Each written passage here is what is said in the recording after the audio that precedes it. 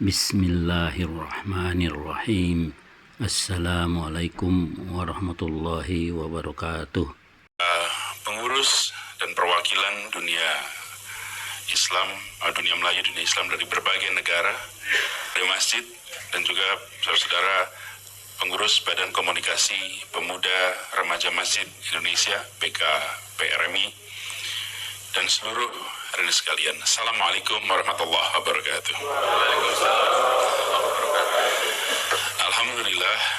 Alhamdulillahilladzi arsala rasulahu bil huda wa dinil haqq liyudhhirahu 'ala dini kullihi wa kafa billahi shahida.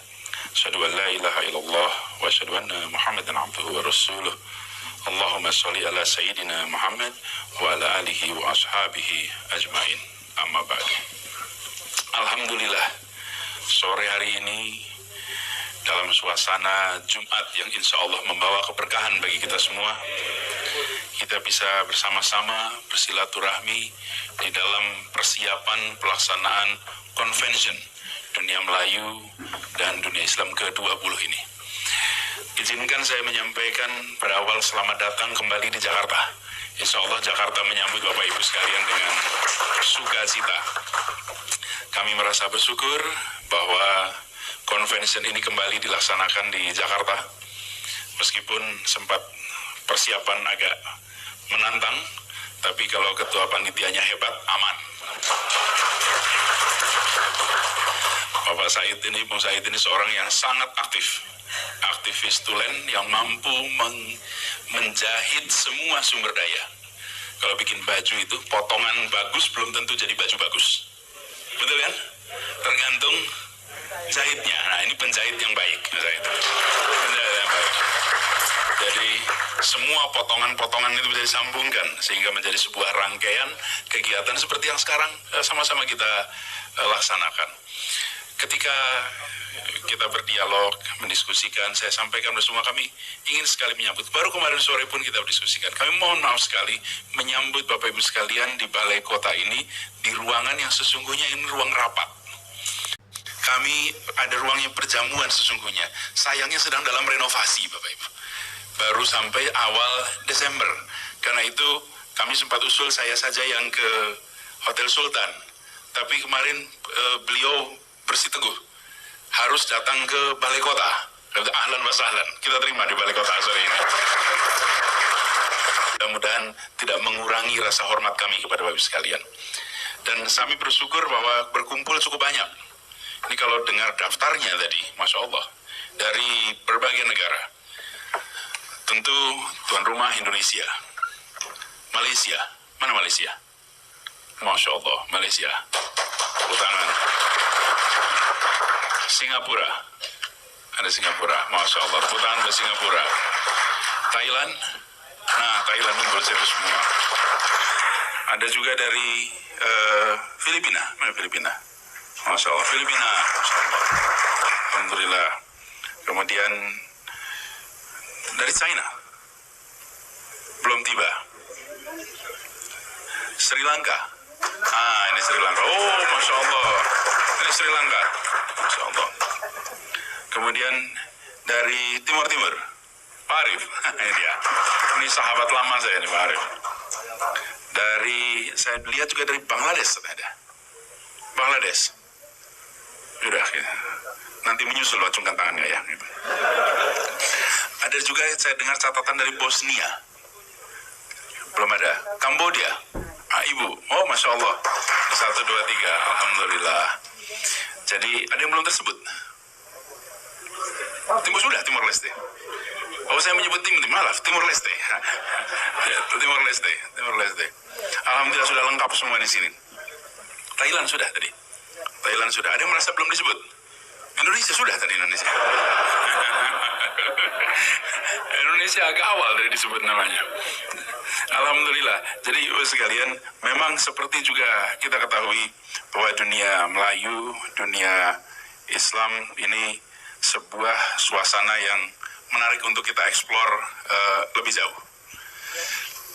Jadi saya ingin menyambut baik gagasan convention ini karena ada sebuah pesan penting yang perlu dikirimkan dari kawasan ini. salah satu tantangan besar di dunia Islam yang membentang cukup luas. Saya sering menyebutkan bentangannya itu, kalau dari wilayah, itu dari Maghribi sampai Merauke. Dunia Islam, mayoritas penduduk Muslim berada di situ, di bentangan itu. Dan salah satu tantangan terbesar yang dialami di berbagai tempat adalah bagaimana umat yang membentang besar itu bersatu. Itu tantangan besar. Kita ketemu di berbagai kawasan. Persatuan ada di dalam pidato-pidato, tapi tidak ada di dalam keseharian. Persatuan ramai diungkapkan, tapi sepi dalam pelaksanaan. Persatuan menjadi sesuatu yang utopis. Persatuan bukan sesuatu yang realistis. Tapi yang unik, di kawasan Asia Tenggara ini, apa yang terjadi? Persatuan itu nyata. Persatuan itu konkret.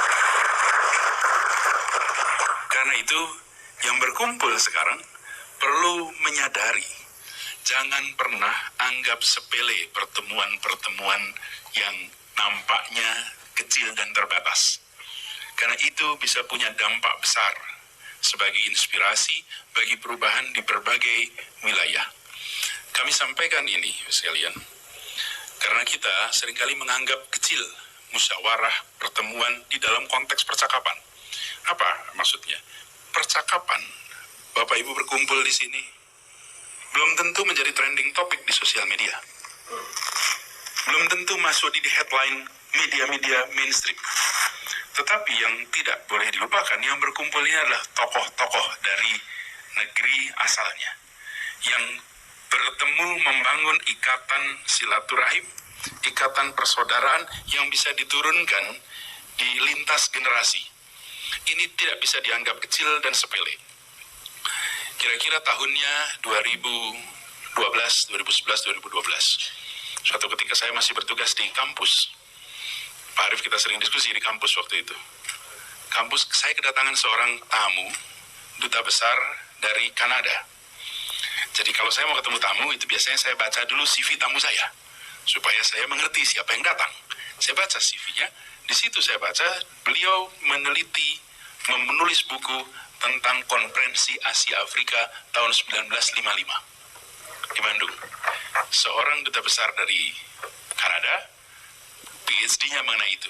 Jadi ketika beliau datang di ruangan, kita ngobrol, saya tanya, kenapa Anda menulis mengenai Konferensi Asia Afrika? Terus dia mengatakan, saya baru lulus dari sekolah diplomat, ditugaskan oleh negara saya di Afrika.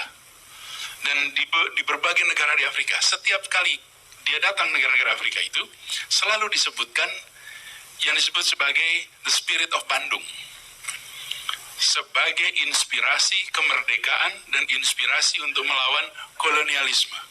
Disebut sebagai spirit of Bandung. Sehingga dia bilang, ada apa dengan pertemuan Bandung itu? Jadi kemudian dia mengeksplorasi, mengkaji lebih jauh, dan akhirnya memutuskan untuk menulis disertasi tentang itu dan menjadi buku. Itu dilakukan sudah agak lama. Yang menarik dari kejadian ini adalah pertemuan itu adalah pertemuan yang kalau bicara ruangannya kira-kira sedikit lebih besar daripada ruangan ini di Bandung sana, yang berkumpul tokoh-tokoh dari Asia dan Afrika. Tapi apa yang menarik, pertemuan-pertemuan seperti itu meninggalkan bekas bertahun-tahun, bahkan berdekade-dekade. Sebuah pertemuan yang nampaknya sederhana bagi yang menjalani, tapi memiliki dampak yang besar bagi perjalanan sejarah bangsa-bangsa. Ayo sekalian, berkumpul di sini para tokoh dari berbagai tempat. Dan ini adalah kesempatan bagi kita. Saya tadi sampaikan bahwa di kawasan ini persaudaraan terbangun. Dan salah satu masalah terbesar yang dihadapi umat Islam adalah bersatu. Saya ingin sampaikan bahwa yang disebut sebagai persatuan itu mensyaratkan kedamaian. Sulit ada persatuan tanpa kedamaian. Betul tidak? Persatuan itu membutuhkan kedamaian. Dan kedamaian itu bukan ditandai dengan tiadanya konflik. Kedamaian itu ditandai dengan hadirnya rasa keadilan. Rasa keadilan menghasilkan kedamaian, dan kedamaian menghasilkan persatuan. Ini sebuah semangat yang harus kita jaga. Alhamdulillah di kawasan ini sesulit-sulitnya masalah yang kita hadapi, kita bisa berkomunikasi satu sama lain tanpa memerlukan penterjemah. Kita bisa memiliki kesamaan pandangan dengan duduk bersama. Ada ikatan yang terbangun. Dan yang menarik, masyarakat di sekitar sini kita memiliki keunikan, yaitu kemampuan untuk mengetahui ambang batas di mana sebuah perbedaan tidak boleh diteruskan. Kita punya kemampuan mengetahui ambang batas di mana perbedaan tidak boleh diteruskan. Ada banyak tempat yang lain. Boleh tepuk tangan buat kita semua di sini. Ada tempat-tempat lain di belahan dunia lain yang kalau sudah ada perbedaan maka di situ tidak ada batasnya. Ketika tidak ada batasnya maka habis-habisan. Dan apa yang terjadi? Rakyat banyak yang menjadi korban. Apa yang menarik dari masyarakat kalau disebut dunia Melayu dalam konteks dunia Islam? Di sini ada ambang batas. Bahwa ketika ada perbedaan, ada satu batas yang tidak boleh diteruskan. Bila diteruskan, rusak semuanya. Itu tidak ada rumusnya, itu tidak ada teorinya.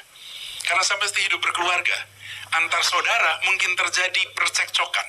Tetapi tiap orang tahu persis kata-kata apa yang tidak boleh keluar agar ikatan persaudaraan tidak rusak. Betul ya? Itu namanya kematangan. Dan itu adalah ditumbuhkan lewat kebudayaan, lewat peradaban.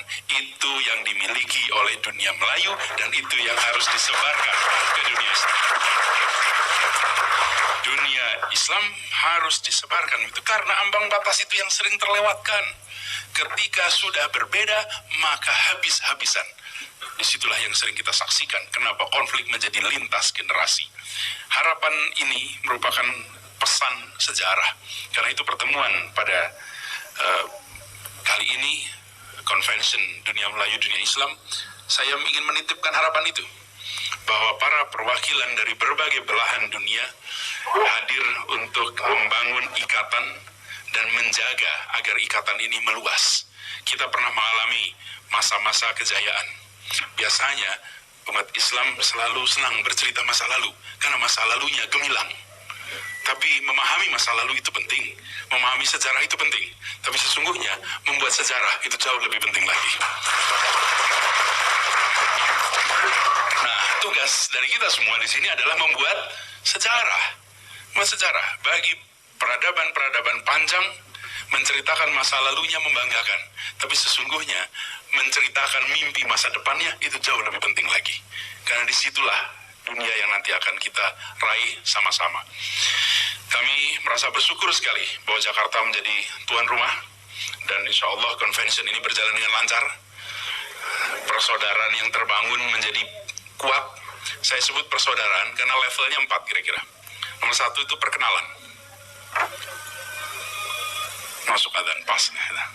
Yang kedua naik kelas menjadi pertemanan. Habis itu naik kelas lagi menjadi persahabatan. Setelah persahabatan menjadi persaudaraan. Karena itu dunia Melayu, dunia Islam bukan hanya perkenalan, bukan pertemanan, bukan saja persahabatan, tapi harus bisa menjadi persaudaraan. Kalau ini bisa menjadi persaudaraan, maka menjadi luar biasa sekali. Jadi kami punya harapan yang amat besar, dan saya bersyukur karena saudara saya di sini yang mengelola untuk Jakarta, Bung Said adalah pribadi yang sangat aktif. Kita titipkan semoga Bung Said diberikan kesehatan, dimudahkan menjalankan amanat. Juga pada Presiden Dunia Melayu Dunia Islam sebagai yang memberikan payung untuk semuanya. Peralatan Sri Muhammad Ali Rustam selalu berikan kesehatan, dimudahkan dalam menjalankan amanat yang tidak sederhana ini. Dan doakan kami yang di Jakarta, doakan kami di Jakarta supaya bisa menjalankan ini juga dengan sebaik-baiknya. Tadi disampaikan rasanya ingin sekali lebih meneruskan dialog berdiskusi sekalian. Nah, ini tadi disampaikan bahwa besok ada acara, ada kendala jadwal yang luar biasa. Insya Allah nanti kita coba cari solusinya. Tapi per sore ini masih belum memungkinkan untuk malam besok berada bersama dengan saudara-saudara semua. Karena ada terkunci kegiatan. Ini problem yang tantangan kami hadapi di Jakarta ini, gubernurnya tidak punya wakil. Gubernur punya wakil, badannya satu, kegiatannya banyak. Kemarin lagi ngatur begini, kegiatan saya hari ini dimulai jam 4 pagi tadi pagi. Karena kalau di Jakarta itu mulai dengan subuh. Ada kegiatan subuh, maulid Nabi mulainya subuh. Maulidnya subuh. Jadi kalau mau ikut maulid subuh ada di Jakarta. Tapi mau ketemu maulid yang malam juga ada di Jakarta gitu. Kita maulid itu dari subuh sampai jam 12 malam, ada semua maulid itu. Dan salah satu tradisi penting di Jakarta adalah maulid di Kamis terakhir Rabiul Awal, itu asar, dan Jumat terakhir Rabiul Awal itu subuh. Lalu Sabtu terakhir Rabiul Awal dan Minggu terakhir Rabiul Awal. Itu adalah 4 peringatan maulid yang dihadiri puluhan ribu orang. Kalau tadi pagi mungkin ratus ribu yang datang. Subhanallah, itu saya sampai katakan tadi pagi, saya berjalan menuju lokasi maulid, Jakarta terasa gelap dan sepi. Begitu saya mendekati lokasi peringatan maulid, rasanya seperti siang hari. Karena ratusan ribu orang semua berada di situ mulai jam 2 pagi. Ratusan ribu orang. Dan kalau mau merasakan besok pagi di salah satu kawasan di Condet ya, di Condet nanti akan merasakan itu puluhan ribu orang, ratusan ribu. Tadi malam di Masjid Istiqlal kira-kira 200 ribu orang hadir maulid. Besok akan begitu, hari Minggu akan begitu. Jadi ini juga menandakan kita menyebut diri kita dunia Islam. Dari siapa? Penjaga tradisi Rasulullah. Tidak ada pribadi lain yang, jangankan perjalanan hidupnya, perjalanan sejarah riwayatnya tercatat luar biasa lengkap. Karena itu ini tantangan kami sekarang di Jakarta. Kalau ada wakil saya bisa bagi-bagi badan ini. Ini badannya satu, acaranya multiple. Karena itu saya mohon maaf sekali mungkin besok malam berhalangan, tapi pesan-pesan dan harapan sudah saya sampaikan pada malam hari ini. Izinkan Jakarta menjadi tuan rumah yang baik insya Allah. Dan kami berharap Bapak sekalian nanti sempat merasakan beberapa tempat di Jakarta. Nanti saya akan koordinasi dengan Pak Said untuk memfasilitasi. Tapi mudah-mudahan menjadi pengalaman yang menarik. Bapak sekalian yang harus saya hormati, saya juga mendapatkan tugas malam hari ini untuk meluncurkan sebuah album. Ibu Dewi Yul, boleh berdiri Ibu Dewi Yul. Kita beri tepuk tangan untuk beliau. Bu Dewi Yul, terima kasih. Silahkan duduk. Ini satu yang luar biasa karena beliau ini fansnya se-Indonesia. Beliau ketika saya masih sekolah selalu nonton sinetronnya beliau.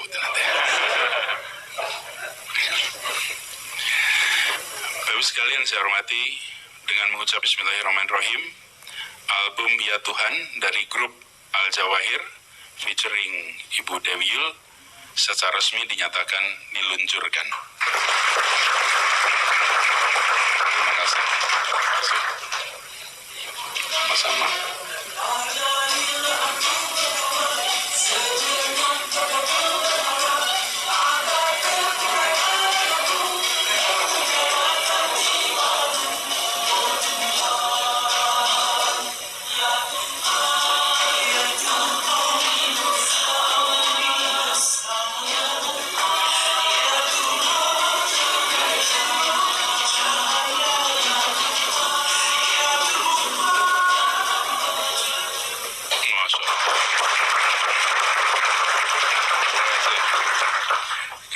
Kami bersyukur, dan ini juga Bapak Ibu bisa lihat di sebelah sana ada penterjemah bahasa isyarat.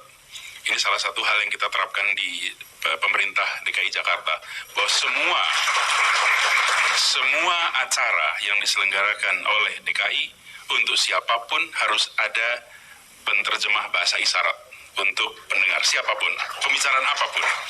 Jadi, dan kita mewajibkan di dalam setiap rekrutmen ada persentase untuk warga penyandang disabilitas atau difabel, harus ada persentase itu.